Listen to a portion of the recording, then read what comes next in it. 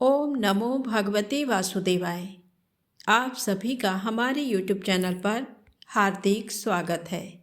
आज बृहस्पतिवार के दिन आइए सुने बृहस्पति देव की पौराणिक कथा और विष्णु चालीसा का पाठ। बृहस्पतिवार के दिन भगवान बृहस्पति की पूजा के अनेक महत्व बताए गए हैं। इस दिन जो व्यक्ति भगवान बृहस्पति की व्रत कथा पढ़ता या सुनता है उसे सभी प्रकार के सुख प्राप्त होते हैं। इस कथा को सुनने या पढ़ने मात्र से धन और यश बढ़ता है, विद्या और पुत्र की प्राप्ति होती है, सभी रुके हुए कार्य सफल होते हैं। तो प्रेम से बोले बृहस्पति भगवान की जय हो। प्राचीन समय की बात है। भारत में एक राजा राज करता था। वह बड़ा प्रतापी तथा दानी था। वह नित्य प्रति मंदिर में भगवत दर्शन करने जाता था। वह ब्राह्मण और गुरु की सेवा किया करता था। उसके द्वार कोई भी याचक निराश होकर नहीं लौटता था। वह प्रत्येक गुरुवार को व्रत रखता एवं पूजन करता था, गरीबों की सहायता करता था। परंतु ये सब बातें उसकी रानी को अच्छी नहीं लगती थी। वह न व्रत करती और न किसी को एक भी पैसा दान में देती थी। वह राजा से भी ऐसा करने को मना किया करती थी। एक समय की बात है, राजा शिकार खेलने वन को चले गए। घर पर रानी और दासी थी। उस समय गुरु बृहस्पति साधु का रूप धारण कर राजा के दरवाजे पर भिक्षा मांगने आए। साधु ने रानी से भिक्षा मांगी तो वह कहने लगी, हे साधु महाराज, मैं इस दान और पुण्य से तंग आ गई हूँ। इस कार्य के लिए तो मेरे पतिदेव ही बहुत हैं। अब आप ऐसी कृपा करें कि सारा धन नष्ट हो जाए तथा मैं आराम से रह सकूं। साधु रूपी बृहस्पति देव ने कहा, हे देवी, तुम बड़ी विचित्र हो। संतान और धन से कोई दुखी नहीं होता, इसको सभी चाहते हैं। पापी भी पुत्र और धन की इच्छा करता है।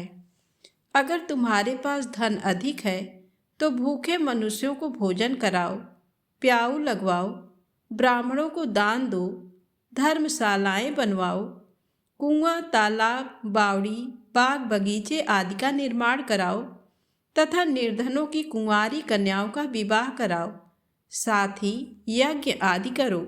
इस प्रकार के कर्मों से आपके कुल का और आपका नाम परलोक में भी सार्थक होगा एवं तुम्हें भी स्वर्ग की प्राप्ति होगी। परंतु रानी साधु की इन बातों से खुश नहीं हुई। उसने कहा, हे साधु महाराज, मुझे ऐसे धन की आवश्यकता नहीं जिसको मैं अन्य लोगों को दान देती फिरूं तथा जिसको रखने और संभालने में ही मेरा सारा समय नष्ट हो जाए।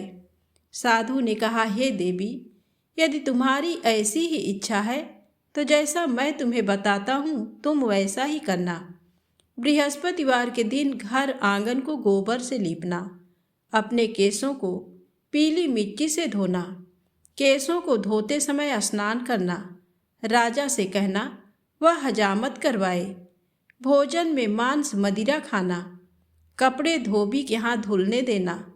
इस प्रकार 7 बृहस्पतिवार करने से तुम्हारा सारा धन नष्ट हो जाएगा।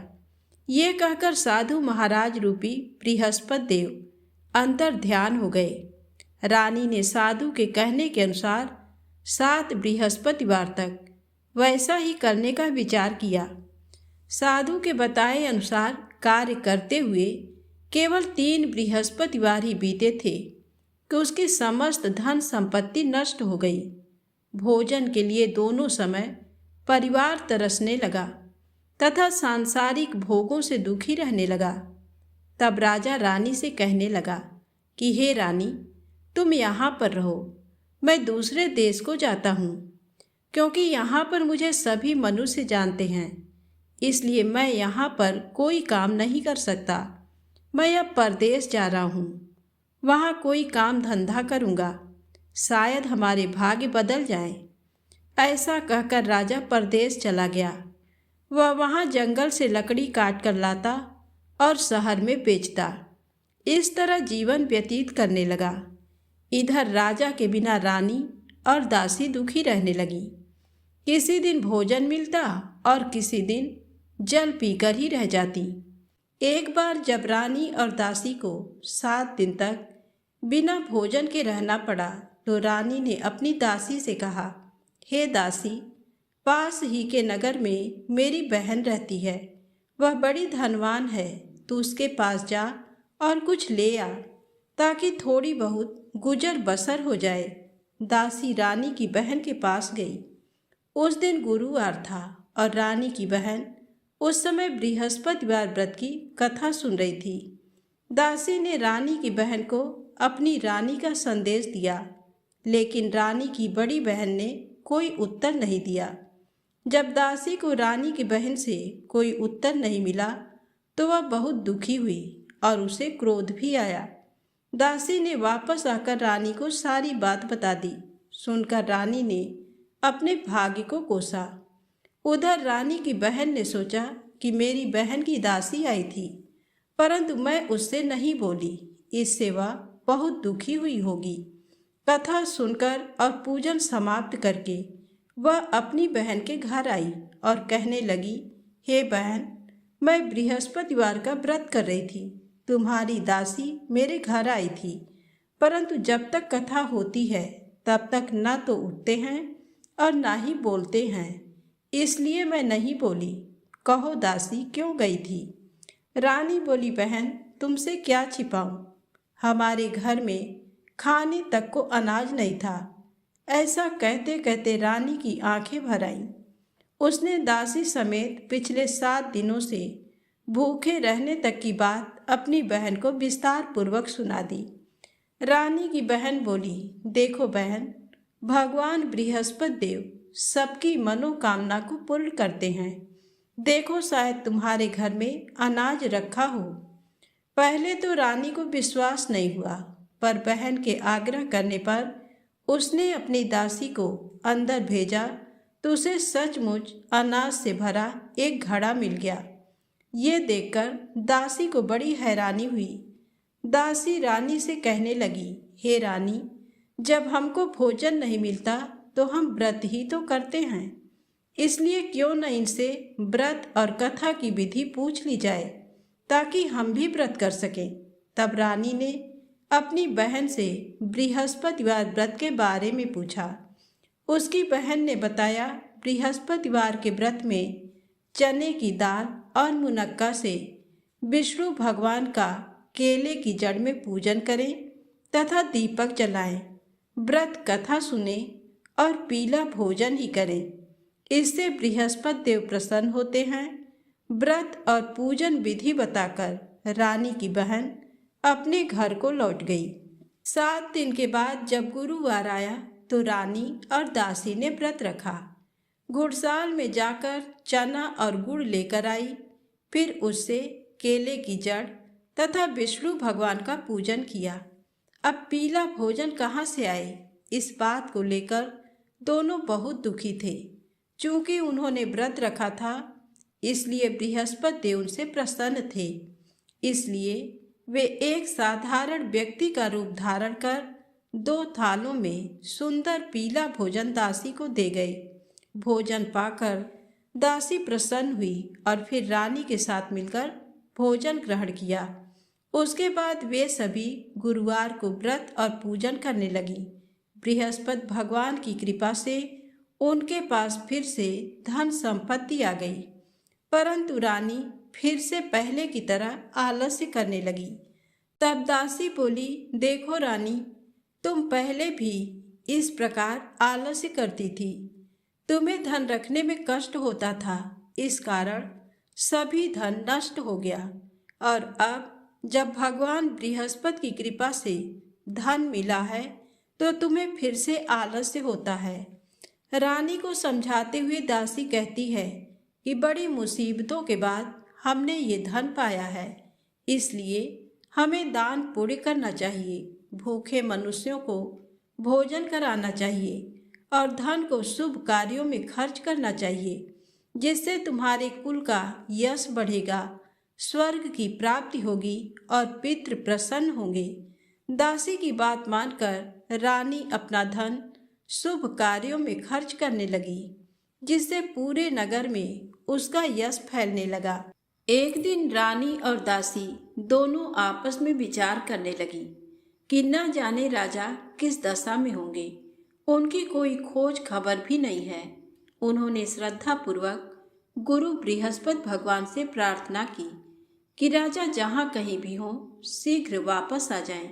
उधर राजा परदेश में बहुत दुखी रहने लगा। वह प्रतिदिन जंगल से लकड़ी बीनकर लाता और उसे शहर में बेचकर अपने दुखी जीवन को बड़ी कठिनता से व्यतीत करता था। एक दिन दुखी हो अपनी पुरानी बातों को याद करके वह रोने लगा और उदास हो गया। उसी समय राजा के पास बृहस्पति देव साधु के वेश में आकर बोले, हे लकड़हारे, तुम इस सुनसान जंगल में किस चिंता में बैठे हो, मुझे बतलाओ। ये सुन राजा के नेत्रों में जल भर आया। साधु की वंदना कर राजा ने अपनी संपूर्ण कहानी सुना दी। महात्मा दयालु होते हैं। वे राजा से बोले, हे राजा, तुम्हारी पत्नी ने बृहस्पति देव के प्रति अपराध किया था, जिसके कारण तुम्हारी ये दशा हुई। अब तुम किसी प्रकार की चिंता मत करो, भगवान तुम्हें पहले से अधिक धन देंगे। देखो, तुम्हारी पत्नी ने बृहस्पतिवार का व्रत प्रारंभ कर दिया है। अब तुम भी बृहस्पतिवार का व्रत करके चने की दाल व गुड़ जल के लोटे में डालकर केले का पूजन करो। फिर कथा कहो या सुनो, भगवान तुम्हारी सब कामनाओं को पूर्ण करेंगे। साधु की बात सुनकर राजा बोला, हे प्रभु, लकड़ी बेचकर तो इतना पैसा भी नहीं मिलता जिससे भोजन करने के उपरांत कुछ बचा सकूं। मैंने रात्र में अपनी रानी को व्याकुल देखा है। मेरे पास कोई साधन नहीं जिससे इसका समाचार जान सकूं। फिर मैं बृहस्पति देव की क्या कहानी कहूँ, ये भी मुझको मालूम नहीं है। साधु ने कहा, हे राजा, मन में बृहस्पति भगवान के पूजन व्रत का निश्चित करो। वे स्वयं तुम्हारे लिए कोई राह बना देंगे। बृहस्पतिवार के दिन तुम रोजाना की तरह लकड़ियां लेकर शहर में जाना। तुम्हें रोज से दुगना धन प्राप्त होगा, जिससे तुम भली भांति भोजन कर लोगे तथा बृहस्पति देव की पूजा का सामान भी आ जाएगा। जो तुमने बृहस्पतिवार की कहानी के बारे में पूछा है वह इस प्रकार है। प्राचीन काल में एक बहुत ही निर्धन ब्राह्मण था। उसके कोई संतान नहीं थी। वह नित्य पूजा पाठ करता। उसकी स्त्री न स्नान करती और न किसी देवता का पूजन करती। इस कारण ब्राह्मण देवता बहुत दुखी रहते थे। भगवान की कृपा से ब्राह्मण के यहाँ एक कन्या उत्पन्न हुई। कन्या बड़ी होने लगी। प्रातः स्नान करके वह भगवान विष्णु का जप करती। बृहस्पतिवार का व्रत भी करने लगी। पूजा पाठ समाप्त कर पाठशाला जाती तो अपनी मुट्ठी में जौ भरकर ले जाती और पाठशाला जाने के मार्ग में डालती जाती। लौटते समय वही जौ स्वर्ण के हो जाते तो उनको बीनकर घर ले आती। एक दिन वह बालिका सूप में उन सोने के जौ को फटककर साफ कर रही थी कि तभी उसकी माँ ने देख लिया और कहा, हे बेटी, सोने के जौ को फटकने के लिए सोने का सूप भी तो होना चाहिए। दूसरे दिन गुरुवार था। कन्या ने व्रत रखा और बृहस्पति देव से सोने का सूप देने की प्रार्थना की। बृहस्पति देव ने उसकी प्रार्थना स्वीकार कर ली। रोजाना की तरह वह कन्या जौ फैलाती हुई पाठशाला चली गई। पाठशाला से लौटकर जब वह जौ बीन रही थी तो बृहस्पति देव की कृपा से उसे सोने का सूप मिला। उसे वह घर ले आई और उससे जौ साफ करने लगी, परंतु उसकी माँ का वही ढंग रहा। एक दिन की बात है। कन्या सोने के सूप में जब जौ साफ कर रही थी उस समय उस नगर का राजकुमार वहां से निकला। कन्या के रूप को देखकर वह उस पर मोहित हो गया। राजमहल आकर वह भोजन तथा जल त्याग कर उदास होकर लेट गया।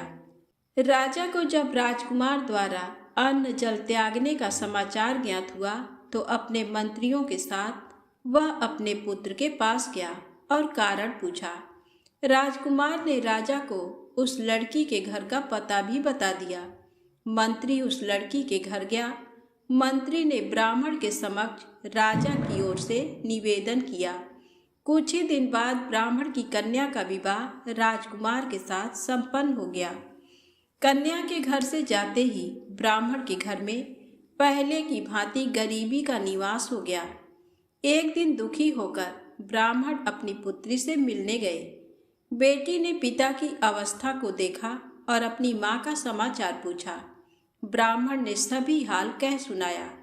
कन्या ने बहुत सा धन देकर अपने पिता को विदा कर दिया, लेकिन कुछ दिन बाद फिर वही हाल हो गया। ब्राह्मण फिर अपनी कन्या के यहाँ गया और सभी हाल कहा तो पुत्री बोली, हे पिताजी, आप माता जी को यहाँ लिवा लाओ। मैं उन्हें वह विधि बता दूंगी जिससे गरीबी दूर हो जाए। ब्राह्मण देवता अपनी स्त्री को साथ लेकर अपनी पुत्री के पास राजमहल पहुँचे तो पुत्री अपनी माँ को समझाने लगी, हे माँ, तुम प्रातःकाल स्नान आदि करके विष्णु भगवान का पूजन करो तो सब दरिद्रता दूर हो जाएगी। परंतु उसकी माँ ने उसकी एक भी बात नहीं मानी। वह प्रातःकाल उठकर अपनी पुत्री के बच्चों का बचा जूठन खा लेती थी। एक दिन उसकी पुत्री को बहुत गुस्सा आया। उसने अपनी माँ को एक कोठरी में बंद कर दिया। प्रातःकाल उसने स्नान आदि करा के पूजा पाठ करवाया तो उसकी माँ की बुद्धि ठीक हो गई। इसके बाद वह नियम से पूजा पाठ करने और प्रत्येक बृहस्पतिवार को व्रत रखने लगी। इस व्रत के प्रभाव से मृत्यु के बाद वह स्वर्ग को गई। वह ब्राह्मण भी सुखपूर्वक इस लोक का सुख भोगकर स्वर्ग को प्राप्त हुआ। इस तरह कहानी कहकर साधु देवता वहाँ से अंतर ध्यान हो गए। धीरे धीरे समय व्यतीत होने पर फिर बृहस्पतिवार का दिन आया। राजा जंगल से लकड़ी काटकर शहर में बेचने गया। उसे उस दिन और दिनों से अधिक धन मिला। राजा ने चना गुड़ आदि लाकर बृहस्पतिवार का व्रत किया। उस दिन से उसके सभी क्लेश दूर हुए। परंतु जब अगले गुरुवार का दिन आया तो वह बृहस्पतिवार का व्रत करना भूल गया। इस कारण बृहस्पति भगवान नाराज हो गए। उस दिन उस नगर के राजा ने विशाल यज्ञ का आयोजन किया तथा शहर में ये घोषणा करा दी कि कोई भी मनुष्य अपने घर में भोजन न बनावे, न आग जलावे। समस्त जनता मेरे यहाँ भोजन करने आवे। इस आज्ञा को जो न मानेगा उसे फांसी की सजा दी जाएगी। इस तरह की घोषणा संपूर्ण नगर में करवा दी गई। राजा की आज्ञा अनुसार शहर के सभी लोग भोजन करने गए, लेकिन लकड़हारा कुछ देर से पहुंचा। इसलिए राजा उसको अपने साथ घर लिवा गए और ले जाकर भोजन करा रहे थे तो रानी की दृष्टि उस खूंटी पर पड़ी जिस पर उसका हार लटका हुआ था। वह वहां पर दिखाई नहीं दिया। रानी ने निश्चय किया कि मेरा हार इस मनुष्य ने चुरा लिया है। उसी समय सिपाहियों को बुलाकर उसको कारागार में डलवा दिया। जब लकड़हारा कारागार में पड़ गया और बहुत दुखी होकर विचार करने लगा कि न जाने कौन से पूर्व जन्म के कर्म से मुझे ये दुख प्राप्त हुआ, और उसी साधु को याद करने लगा जो कि जंगल में मिला था। उसी समय तत्काल बृहस्पति देव साधु के रूप में प्रकट हुए और उसकी दशा को देखकर कहने लगे, अरे मूर्ख, तूने बृहस्पति देव की कथा नहीं करी, इस कारण तुझे दुख प्राप्त हुआ है। अब चिंता मत कर। बृहस्पतिवार के दिन कारागार के दरवाजे पर 4 पैसे पड़े मिलेंगे। उनसे तू बृहस्पति देव की पूजा करना, तेरे सभी कष्ट दूर हो जाएंगे। बृहस्पति के दिन उसे 4 पैसे मिले। लकड़हारे ने कथा कही। उसी रात्रि को बृहस्पति देव ने उस नगर के राजा को स्वप्न में कहा, हे राजा, तुमने जिस आदमी को कारागार में बंद कर दिया है वह निर्दोष है। वह राजा है, उसे छोड़ देना। रानी का हार उसी खूंटी पर लटका है। अगर तू ऐसा नहीं करेगा तो मैं तेरे राज्य को नष्ट कर लूँगा। इस तरह रात्रि के स्वप्न को देखकर राजा प्रातःकाल उठा और खूंटी पर हार देकर लकड़हारे को बुलाकर क्षमा मांगी तथा लकड़हारे को योग्य सुंदर वस्त्र आभूषण देकर विदा कर दिया। बृहस्पति देव की आज्ञा अनुसार लकड़हारा अपने नगर को चल दिया। राजा जब अपने नगर के निकट पहुंचा तो उसे बड़ा आश्चर्य हुआ। नगर में पहले से अधिक बाग, तालाब, कुएं तथा बहुत सी धर्मशाला, मंदिर आदि बन गए हैं। राजा ने पूछा, ये किसका बाग और धर्मशाला है? तब नगर के सब लोग कहने लगे, ये सब रानी और बांदी के हैं। तो राजा को आश्चर्य हुआ और गुस्सा भी आया। जब रानी ने ये खबर सुनी कि राजा आ रहे हैं तो उन्होंने बांदी से कहा कि हे दासी, देख राजा हमको कितनी बुरी हालत में छोड़ गए थे। हमारी ऐसी हालत देखकर वह लौट न जाएं, इसलिए तू दरवाजे पर खड़ी हो जा। आज्ञा अनुसार दासी दरवाजे पर खड़ी हो गई। राजा आए तो उन्हें अपने साथ लिवा लाई। तब राजा ने क्रोध करके अपनी रानी से पूछा कि ये धन तुम्हें कैसे प्राप्त हुआ है? तब उन्होंने कहा, हमें ये सब धन बृहस्पति देव के इस व्रत के प्रभाव से प्राप्त हुआ है। राजा ने निश्चय किया कि 7 रोज बाद तो सभी बृहस्पति देव का पूजन करते हैं, परंतु मैं प्रतिदिन दिन में 3 बार कहानी तथा रोज व्रत किया करूँगा। अब हर समय राजा के दुपट्टे में चने की दाल बंधी रहती तथा दिन में 3 बार कहानी कहता। एक रोज राजा ने विचार किया कि चलो अपनी बहन के यहाँ हो आवें। इस तरह निश्चय कर राजा घोड़े पर सवार हो अपनी बहन के यहाँ को चलने लगा। मार्ग में उसने देखा कि कुछ आदमी एक मुर्दे को लिए जा रहे हैं। उन्हें रोककर राजा कहने लगा, अरे भाइयों, मेरी बृहस्पति देव की कथा सुन लो। वे बोले, लो हमारा तो आदमी मर गया है, इसको अपनी कथा की पड़ी है। परंतु कुछ आदमी बोले, अच्छा कहो, हम तुम्हारी कथा भी सुनेंगे। राजा ने दाल निकाली और जब कथा आधी हुई थी कि मुर्दा हिलने लग गया, और जब कथा समाप्त हो गई तो राम राम करके मनुष्य उठकर खड़ा हो गया। आगे मार्ग में उसे एक किसान खेत में हल चलाता मिला। राजा ने उसे देखा और उससे बोले, अरे भैया, तुम मेरी बृहस्पतिवार की कथा सुन लो। किसान बोला, जब तक मैं तेरी कथा सुनूंगा तब तक 4 हरैया जोत लूँगा। जाए अपनी कथा किसी और को सुनाना। इस तरह राजा आगे चलने लगा। राजा के हटते ही बैल पछाड़ खाकर गिर गए तथा किसान के पेट में बड़ी जोर का दर्द होने लगा। उस समय उसकी माँ रोटी लेकर आई। उसने जब ये देखा तो अपने पुत्र से सब हाल पूछा और बेटे ने सभी हाल कह दिया। तो बुढ़िया दौड़ी दौड़ी उस घुड़सवार के पास गई और उससे बोली कि मैं तेरी कथा सुनूंगी, तू अपनी कथा मेरे खेत पर चलकर ही कहना। राजा ने बुढ़िया के खेत पर जाकर कथा कही, जिसके सुनते ही वह बैल उठ खड़े हुए तथा किसान के पेट का दर्द भी बंद हो गया। राजा अपनी बहन के घर पहुंचा। बहन ने भाई की खूब मेहमानी की। दूसरे रोज प्रातःकाल राजा जगा तो वह देखने लगा कि सब लोग भोजन कर रहे हैं। राजा ने अपनी बहन से कहा, ऐसा कोई मनुष्य है जिसने भोजन नहीं किया हो? मेरी बृहस्पतिवार की कथा सुन ले। बहन बोली, हे भैया, ये देश ऐसा ही है कि पहले यहाँ लोग भोजन करते हैं, बाद में अन्य काम करते हैं। अगर कोई पड़ोस में हो तो देख आऊं।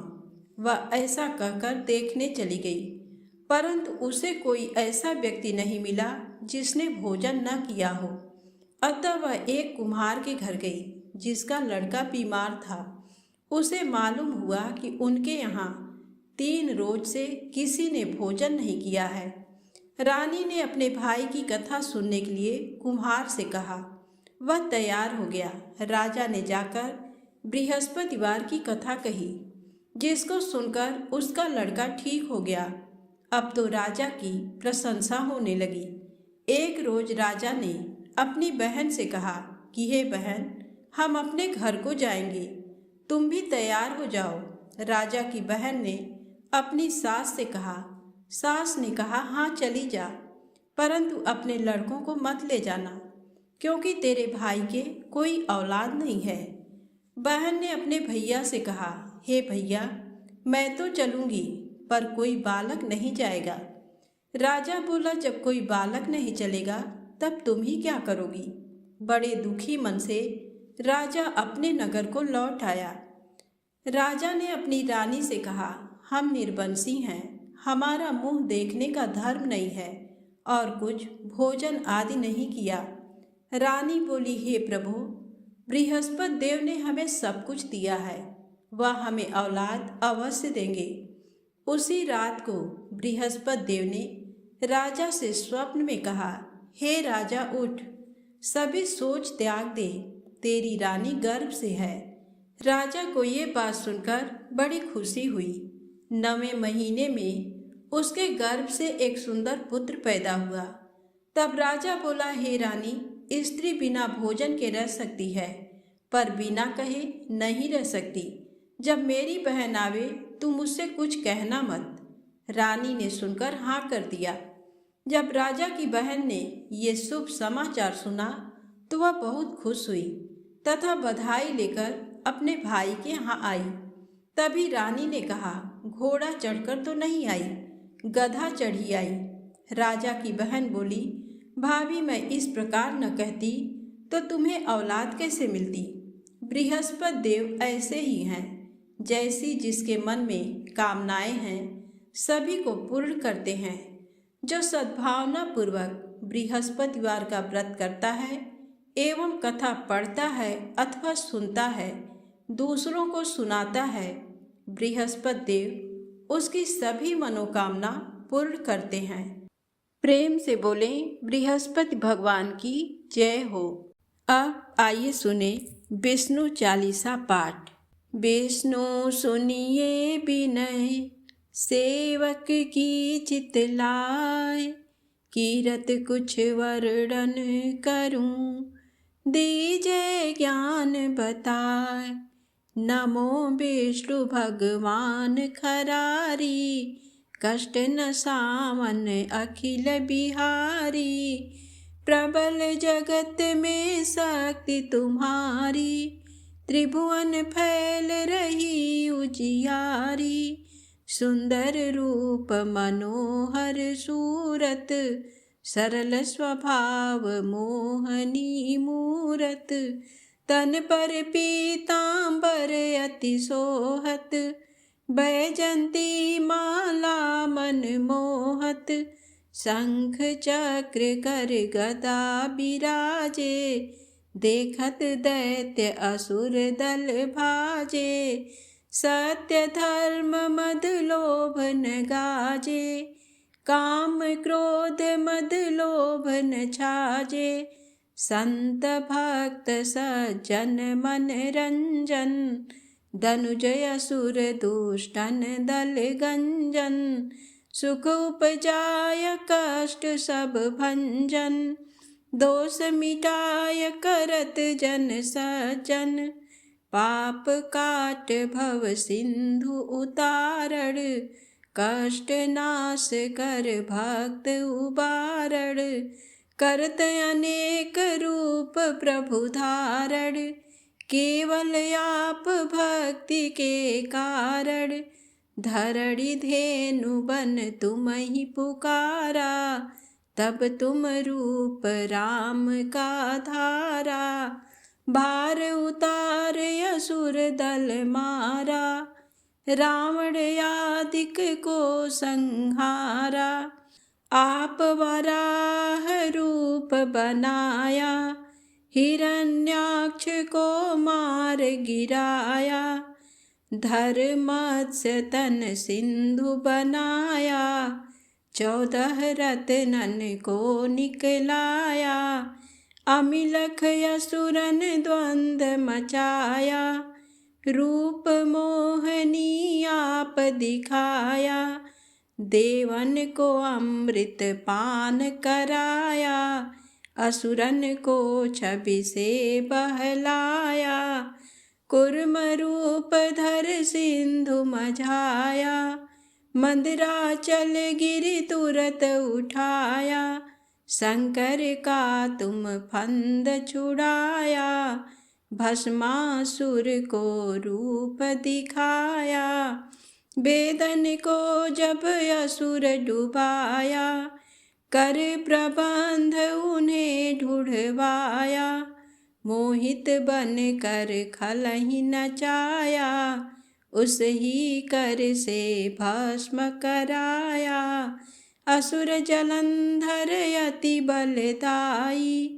शंकर से उनकी न लड़ाई, हार पार शिव सकल बनाई। कीन सती से छल खल जाई, सुमिरन कीन तुम्हें शिवरानी। बतलाई सब विपत कहानी, तब तुम बने मुनीश्वर ज्ञानी। वृंदा की सब सुरति भुलानी, देखत तीन धनुज शैतानी। वृंदा आय तुम्हें लपटानी, हो इस परस धर्म क्षति मानी। हना असुर उर शिव शैतानी, तुमने ध्रुव प्रहलाद उबारे। हिरणाकुश आदिक खल मारे, गणिका और अजामिल तारे। बहुत भक्त भव सिंधु उतारे, हरहु सकल संताप हमारे। कृपा करहु हरि सिर जनहारे, देखहु मैं निज दरस तुम्हारे। दीन बंधु भक्तन हितकारे, चाहत आपका सेवक दर्शन। करहु दया अपनी मधुसूदन, जानू नहीं योग्य जप पूजन। होय यज्ञ ये स्तुति अनुमोदन, शील दया संतोष सुलक्षण। विदित नहीं व्रत बोध विलक्षण, करहु आपका किस विधि पूजन। कुमति बिलोक होत दुख भीषण, करहु प्रणाम कौन विधि सुमिरन। कौन भांति मैं करहु समर्पण, सुर मुनि करत सदा सेवकाई। हर्षित रहत परम गति पाई, दीन दुखिन पर सदा सहाई। निज जन जान लेओ अपनाई, पाप दोष संताप नसाओ। भव बंधन से मुक्त कराओ, सुत संपत्ति दे सुख उपजाओ। निज चरणन का दास बनाओ, भक्त सदा ये विनय सुनावे। पढ़े सुने जो जन सुख पावे। प्रेम से बोले विष्णु भगवान की जय हो।